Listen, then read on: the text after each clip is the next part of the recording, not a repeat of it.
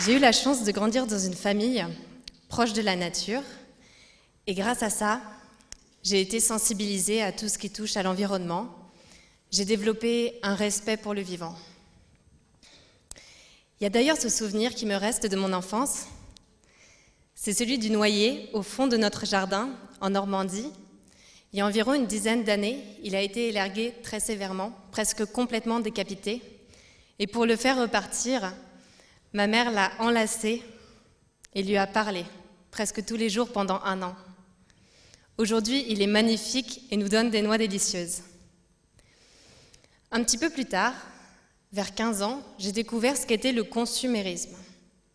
Un de mes professeurs nous a fait étudier le consumérisme aux États-Unis et plus généralement les modes de gestion et de vie liés à la consommation. C'est là que j'ai découvert qu'on est sur une planète que l'on exploite de façon linéaire alors qu'elle fonctionne de façon circulaire. Ça veut dire qu'on est dans un système qui tarit les ressources et qui ne pourra pas durer. Alors ce sujet-là m'a vraiment touchée, m'a marquée, et j'ai décidé de le développer un petit peu plus pendant mes études. Pour ça, j'ai lu des articles, j'ai lu des livres, j'ai vu des documentaires, et j'ai compris que nous sommes actuellement au sein d'une crise climatique et environnementale indéniable. Savez-vous d'ailleurs quel est le pourcentage d'animaux sauvages qui a disparu de la surface de la Terre ces 40 dernières années ? 20%? 30%? 50%? 60%. 60% des animaux sauvages présents sur Terre ont disparu ces 40 dernières années. Vous vous rendez compte de l'impact qu'a notre façon de consommer sur la biodiversité ? C'est effrayant. Mais grâce à cet héritage familial et à ces découvertes lors de mes études, il y avait comme une petite voix au fond de moi qui m'incitait à faire quelque chose. Je ne pouvais pas rester là, les bras croisés. Donc j'ai décidé de passer à l'action. En janvier dernier, je suis partie au Cambodge. Alors le Cambodge, c'est un pays magnifique, mais puisqu'une image vaut 1000 mots, je vais tout de suite vous montrer le problème majeur là-bas. Le plastique jetable est présent partout. Savez-vous d'ailleurs que cette photo-là a été prise dans une zone classée écotouristique ? L'écotourisme, selon sa définition, c'est un tourisme qui est respectueux de l'environnement, c'est un tourisme qui contribue au bien-être des populations locales. Je vous laisse juge du bien-être que cela peut apporter aux populations locales. Alors sur place, mon travail, c'était de développer un programme et une formation qui permettent aux entreprises de l'industrie du tourisme de ne plus utiliser ce plastique jetable. Alors évidemment, on a fait face à des défis matériels, à des défis financiers, mais vous savez ce qui m'a le plus marqué ? C'est que lors d'une formation, des Khmers nous avouent qu'ils pensaient que le plastique, et plus généralement les sacs plastiques, venaient des arbres. Alors ça peut paraître surprenant comme remarque, mais il y a vraiment une logique derrière tout ça. Puisque avant l'arrivée massive du plastique dans le pays, dans les années 80 environ, les habitants utilisaient d'autres choses pour emballer leur nourriture, leurs aliments. Par exemple, des feuilles de bananier. Alors, une fois qu'ils avaient consommé leur aliment, ils prenaient la feuille de bananier, la jetaient dans la nature. À la première grosse pluie, ça se décomposait et on n'en entendait plus parler. Sauf qu'évidemment, avec le plastique, ça ne fonctionne pas pareil. Ensuite, sachant que le plastique est issu de l'industrie pétrochimique, évidemment, les Khmers sont les premiers sur place à se relever les manches et à essayer de mettre fin à ce problème-là. C'est d'ailleurs pour ça que de plus en plus d'associations se créent sur place pour nettoyer les rivières, nettoyer les villes. Si je suis tout à fait honnête avec vous, à ce moment-là, ça a été très difficile de garder foi en mes idéaux et en mes valeurs. Je me suis sentie complètement impuissante par rapport à la charge de travail qu'il y avait sur place. J'avais complètement sous-estimé ça. Et je me suis dit qu'en fait, il aurait fallu tout réformer, repenser l'éducation, repenser le système au complet. Et moi, en tant qu'individu seul, je ne voyais pas ce que je pouvais faire.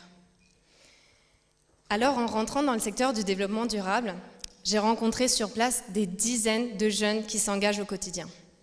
Certains de nos amis avaient créé une entreprise qui vendait des pailles en bambou comme alternative aux pailles en plastique.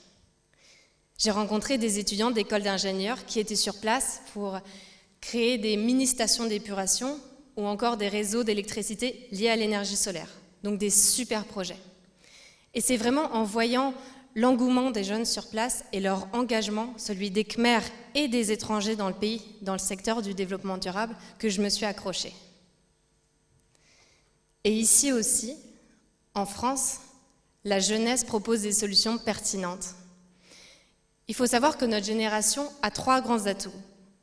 Tout d'abord, nous avons des facilités de communication grâce aux médias sociaux. Ensuite, nous avons une grande diversité culturelle. Enfin, nous avons des idées et des opinions novatrices. Et c'est grâce à ces 3 facteurs-là qu'aujourd'hui, on peut voir fleurir de nombreuses initiatives en France. Et aujourd'hui, j'aimerais vous parler de 5 d'entre elles en particulier qui me tiennent vraiment à cœur. La première, c'est la communauté La Fourmilière à Paris. Alors cette communauté vous permet de participer à des bénévolats fun et variés en tout genre. Ils ont décidé de créer leur communauté autour de 2 principes clés, le partage et l'amitié. Ça veut dire que si vous allez à un de leurs événements, vous êtes sûr de bien vous marrer et de repartir avec de nouveaux amis. Leur credo ? Rendre le bénévolat aussi fun et accessible qu'un verre entre potes. Donc là, je pense que vous avez saisi l'ambiance. D'ailleurs, sur cette photo, ils sont en train de célébrer les 2 ans de la Fourmilière dans un caveau parisien. Donc voilà, c'est super décontracté, super festif. Leur but, c'est de vous mettre en contact avec des associations qui ont plein de missions différentes. Vous pouvez par exemple lutter contre le gaspillage alimentaire, distribuer du vêtement, faire du jardinage et plein d'autres trucs super sympas.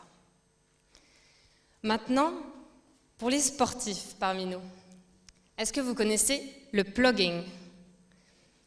Alors plugging, c'est la contraction de jogging et de plocka up, qui veut dire ramasser en suédois.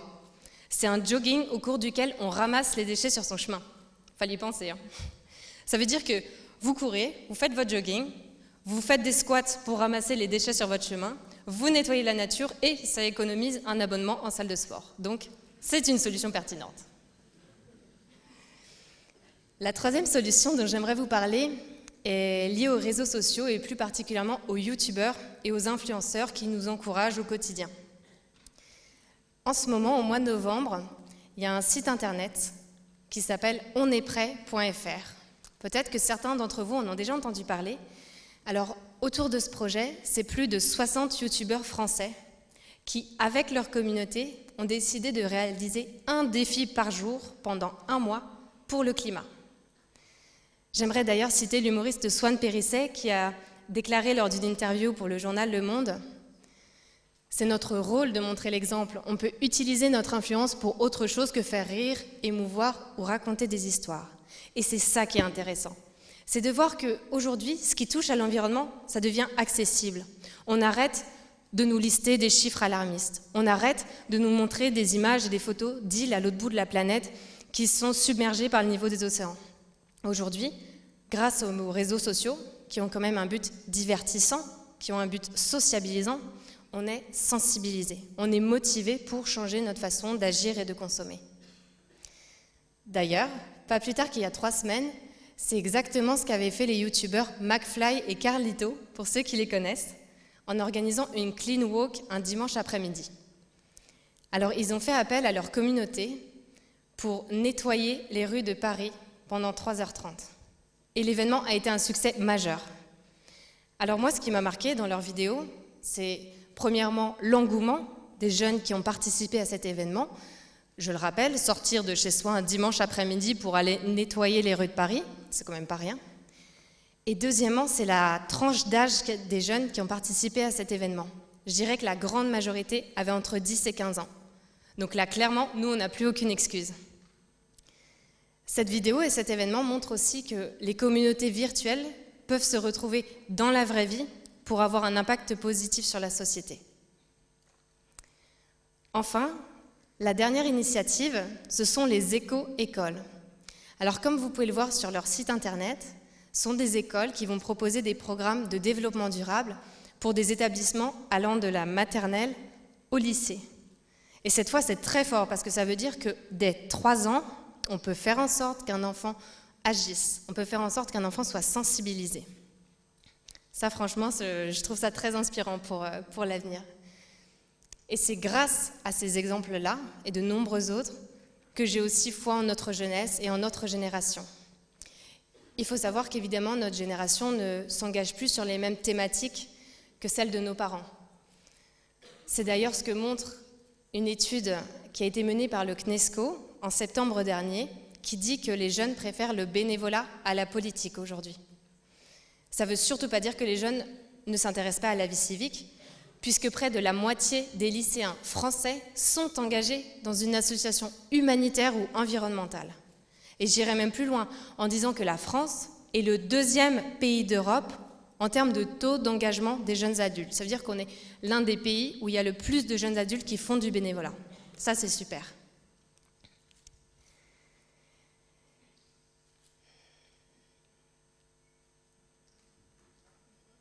C'est vrai que cette étude, elle montre aussi une crise de confiance entre la jeunesse et l'institution politique.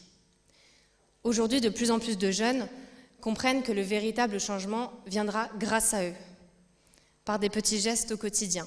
C'est ce qui permettra de faire un changement durable. Ça nous ramène à la légende du colibri dont nous parle Pierre Rabhi, chacun doit faire sa part. Aujourd'hui, je pense que notre génération est différente de celle de mai 68, puisque on traite les problèmes qui sont les nôtres d'une manière non violente, et j'irais presque même jusqu'à dire d'une manière bienveillante. On parle d'ailleurs de transition écologique, on ne parle pas de révolution écologique. Aujourd'hui, on assiste à un changement structurel de la société et non plus un changement conjoncturel. Enfin, s'il ne devait y avoir qu'une seule chose à retenir pour vous de ce talk, j'aimerais que ce soit le fait que nous, la jeunesse, nous avons un véritable potentiel, une force d'action et un pouvoir entre nos mains. Avec l'immédiateté de l'information, avec tout ce qu'on sait aujourd'hui, on ne peut plus se permettre d'être ignorant. Il faut retirer nos œillères et cesser d'être spectateur dans le désastre écologique que l'on vit. Si on reste spectateur, c'est un comportement qui est complètement inhumain. Inhumain au sens propre et au sens figuré. Puisque nous sommes à un moment de l'humanité où l'homme doit prouver qu'il est capable d'évoluer. Je tiens d'ailleurs à préciser que c'est dans les plus grandes crises que l'homme a été capable de la plus grande résilience. C'est pour ça que j'aimerais vous quitter en vous donnant un challenge. Je vous défie de faire un geste en accord avec vos valeurs d'ici la fin de l'année 2018. Un geste ou une action que vous ne faites pas au quotidien et qui aura du sens pour vous. Ça pourrait être aller à une marche pour le climat, participer à un atelier de végétalisation d'une rue de Paris, ou encore juste faire un post sur les réseaux sociaux. Vous me direz, ça ne changera pas le monde du jour au lendemain. D'accord. Mais ça pourrait être le début d'une évolution, voire peut-être même d'une révolution au sein de votre vie. Merci.